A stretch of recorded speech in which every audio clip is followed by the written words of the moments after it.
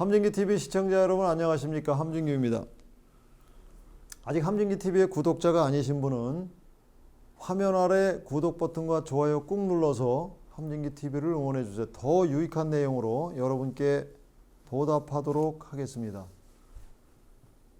우리는 지난 시간에 양자 컴퓨팅의 가장 기초적인 내용에 대해서 이야기를 나눠보았는데요.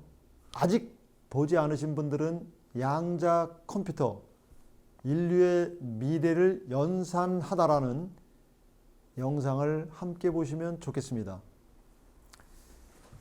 양자 컴퓨터는 양자역학의 중요한 운동 법칙인 중첩과 얽힘이라는 원리를 활용하는 컴퓨터입니다.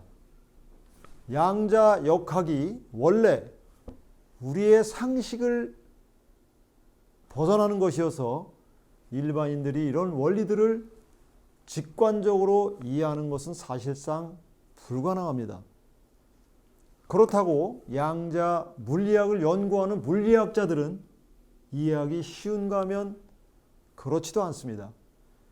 양자역학의 개척자 중 한 명이자 양자 이론 창립자의 공로를 인정받아서 노벨 물리학상을 수상한 막스 플랑크도 기존의 물리학 법칙과는 완전히 다른 양자 세계의 이해하기 힘든 운동에 당혹스러워했습니다. 평생을 물리학자의 길을 걸어온 그가 삶의 황혼기에 고백한 내용은 우리를 더욱 혼란스럽게 만듭니다. 그의 결론은 이렇습니다.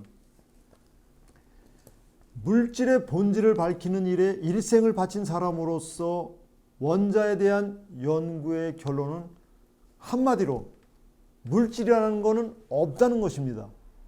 우리가 보고 만지는 물질이란 다름 아닌 힘입니다. 원자를 구성하는 입자들을 진동시키고 핵과 전자를 묶고 원자의 형태를 유지시키는 바로 그 힘입니다. 즉 물질의 본질은 힘, 에너지라는 말이죠. 그리고 이 힘 뒤에는 의식과 지적인 영혼이 있다는 것을 인정하지 않을 수 없습니다. 이 영혼이 바로 모든 물질의 모체입니다.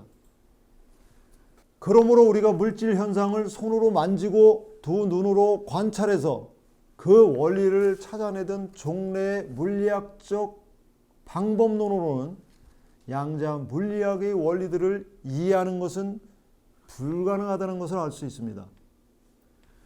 한계가 많은 우리 의식 수준에서 볼 때 존재와 비존재 사이를 오가는 물질의 양자 상태를 우리의 통념에 의존해 아무리 분석해 봤자 이해되기 쉽지 않은 것이죠.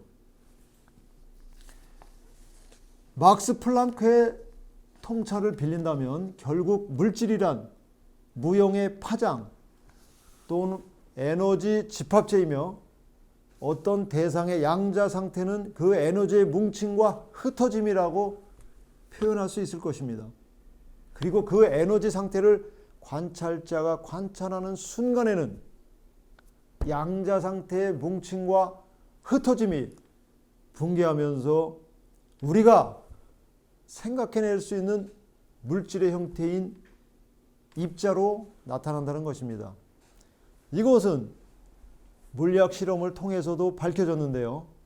양자 물리학을 논할 때 빠지지 않고 등장하는 이중 슬릿 실험이 바로 그것입니다. 이제 물질이 본질이 에너지임을 이야기했으니 에너지로 바꿔 이야기하자면요. 양자 컴퓨팅은 물질의 양자 상태, 즉 에너지 상태를 다루고 양자 상태가 변화하는 원리를 이용하는 기술입니다. 이중 슬릿 실험이 증명하고 있듯이 양자 상태는 우리가 관찰하는 순간 붕괴하는데요. 외부와 상호작용이 있는 순간 붕괴해버리는 것입니다. 이처럼 양자 상태는 진동이나 온도 변화 등 외부의 영향으로 순식간에 교란을 받을 수 있습니다. 양자 컴퓨팅에서는 이것을 결 이름이라고 합니다. 반대로 양자 상태가 결 이름 없이 유지되는 것을 결 맞음이라고 합니다. 큐비트가 결 이름으로 인해 중첩 상태에서 벗어나면 계산 오류가 발생합니다. 그래서 양자 컴퓨팅에서는 결 이름 없이 큐비트들의 양자 상태를 얼마나 오랫동안 결 맞음을 유지할 수 있는지가 관건입니다. 큐비트의 양자적 특성을 유지해야 양자 컴퓨팅의 이점을 누릴 수 있기 때문입니다. 양자 컴퓨터를 실용하기 위해선 결 이름을 최소화하는 기술과 방법을 개발하는 것이 핵심적인 과제 가운데 하나인 것이죠. 양자 컴퓨팅에 사용되는 큐비트 시스템은 주로 초전도 방식이나 이온 트랩 방식을 사용합니다. 먼저 초전도 큐비트 시스템을 살펴보면요. 이 시스템은 극저온 환경에서 작동하며 초전도체가 전기 저항 없이 전류를 전달할 수 있는 상태에서 큐비트의 양자 상태를 조작합니다. 초전도 큐비트가 구현되기 위해서는 매우 낮은 온도 환경이 필요합니다. 일반적으로 초전도 환경을 만들자면 온도는 절대 0도인 마이너스 273.15도씨에 가깝게 유지되어야 합니다. 양자 컴퓨터를 보호하고 결 이름과 외부 간섭을 최소화하기 위해 슈퍼쿨링 냉장고와 같은 기기를 사용하여 이러한 저온을 유지합니다. 이렇게 극저온에서 초전도 큐비트를 운용할 수 있게 되면 양자 상태의 안정성을 높이고 양자 컴퓨터의 성능과 신뢰도를 향상시킬 수 있습니다.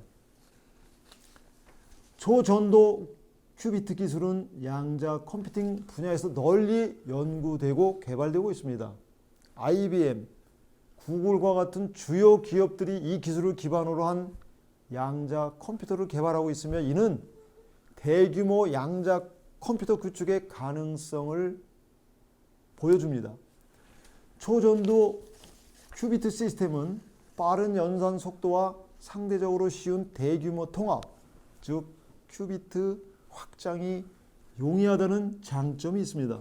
또한 기존의 반도체 제조 기술과 유사한 방법으로 큐비트를 제작할 수 있어 양자 컴퓨팅의 상업적 활용 가능성을 높여줍니다.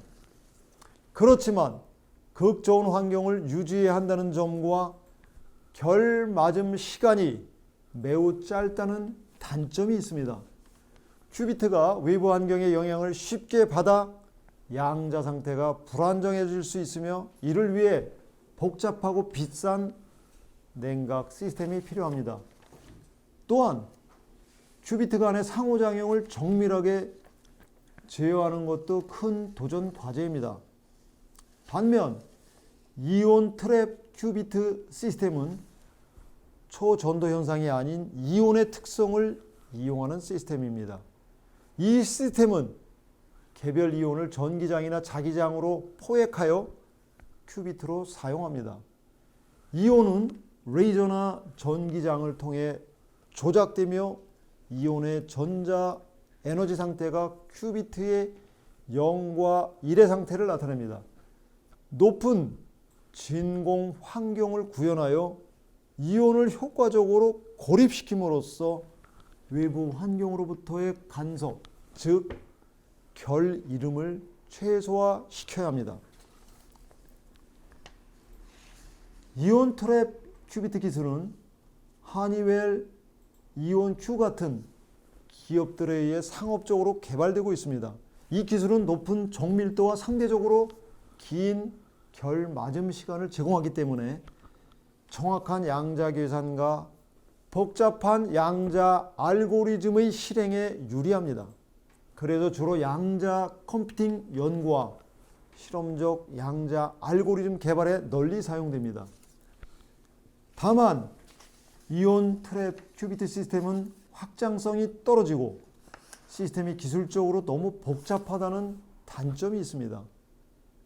많은 수의 이온을 안정적으로 포획하고 조작하는 것이 현재 기술로는 제한적이므로 큐비트의 수를 늘리는 것이 어렵습니다. 또 큐비트가 늘어날수록 각각의 이온을 개별적으로 정밀하게 제어하는 것이 어려워집니다. 이온 트랩 큐비트를 조작하기 위해 고도로 정밀한 레이저 시스템이 필요하고 이것으로 각 이온의 상태를 정확히 조절해야 하는데요. 이는 기술적으로 복잡하고 비용이 많이 듭니다. 이온 트랩 시스템은 고진공 환경에서 작동하며 때로는 낮은 온도에서도 운영됩니다. 이러한 환경을 유지하고 관리하는 건 역시 시스템의 복잡도를 증가시킵니다. 이처럼 양자 컴퓨팅 시스템은 각각 장점과 단점을 지니고 있습니다. 양자 컴퓨팅 성능을 결정하는 가장 중요한 요소는 결맞음 유지 시간이라고 할 수 있습니다. 양자 컴퓨팅에서 결 이름을 초래하는 노이즈는 양자 컴퓨터의 간섭을 일으키는 모든 요소를 말합니다. 모바일 전화 통화가 간섭으로 인해서 품질이 떨어지는 것처럼 양자 컴퓨터도 와이파이에서 오는 전자기 신호나 지구 자기장의 변화 같은 다양한 출처로부터의 간섭에 취약합니다. 이런 노이즈에 노출된 큐비트는 정보가 손상되어 전화 통화에서 소리 품질이 감소하는 것 같은 방식으로 정보가 열화됩니다. 클래식 컴퓨터와 비교할 때 양자 컴퓨터는 노이즈에 매우 민감합니다.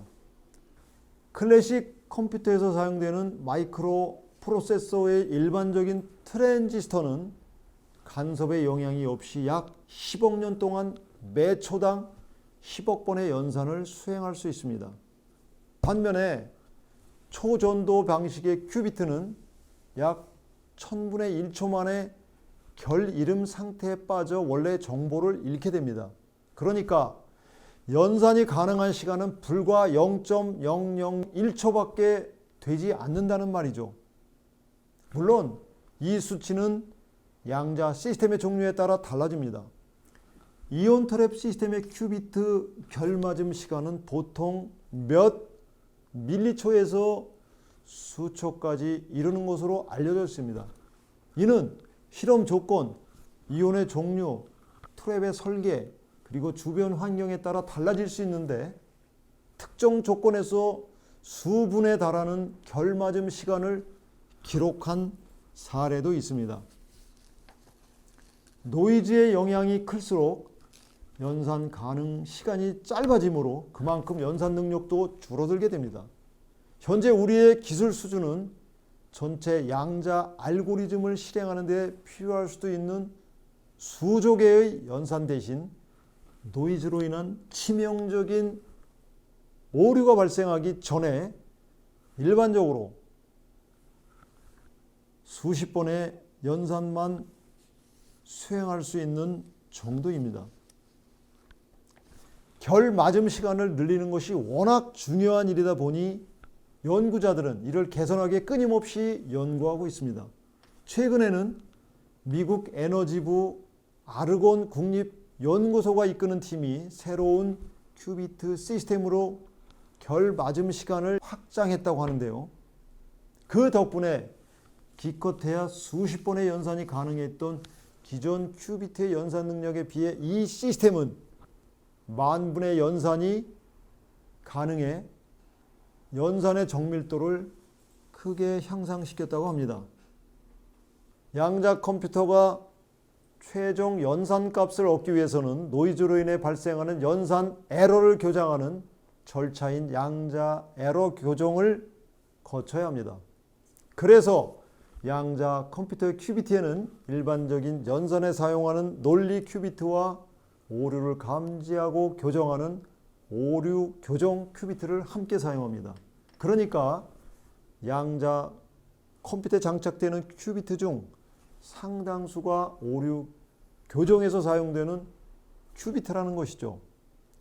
다만 개발자들이 논리 큐비트의 정확도를 높임으로써 오류 저항성을 높여가고 있으므로 점차 오류 교정에 사용되는 큐비트 비중은 줄어들게 될 것입니다. 양자 컴퓨팅에서는 확장성도 매우 중요한 과제입니다. 큐비트의 수를 늘려 양자 컴퓨터의 성능을 향상시키는 문제인데요. 많은 수의 큐비트를 효율적으로 연결하고 관리하는 것은 기술적으로 어려운 일이지만 상용 양자 컴퓨팅 시스템을 구축하는 데 있어서 꼭 필요합니다. IBM의 양자 컴퓨팅 플랫폼 가운데 하나인 퀀텀 시스템 2는 모듈식 구조를 가지고 있는데 여러 개의 양자 프로세스를 추가할 수 있도록 설계되어 있습니다. IBM은 이전에 2023년 말까지 1000큐비트 프로세스를 완성하겠다고 공언했는데 실제로 최근 콘도로라는 1121 큐비트 칩을 내놓았습니다.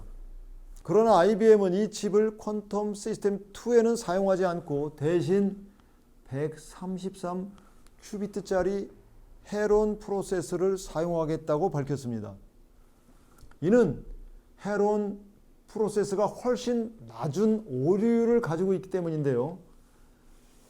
퀀텀 시스템 2가 모듈식으로 되어 있으므로 헤론을 여러 개 붙이면 1000 큐비트 콘도로를 사용한 것 같은 수의 큐비트로 늘릴 수 있으면서도 에러율은 훨씬 낮아집니다.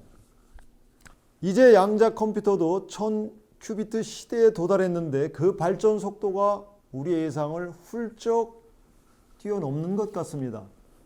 모듈식 설계로 양자 컴퓨터 확장성 문제를 해결하고 있는 IBM의 하드웨어 개발 로드맵을 보면 2030년까지는 별도의 오류 수정이 필요 없는 논리 큐비트를 개발하겠다고 합니다.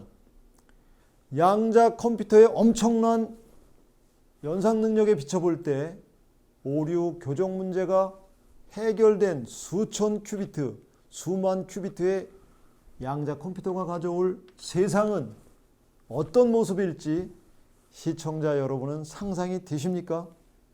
지금까지 함진규의 4차 산업혁명이었습니다. 감사합니다.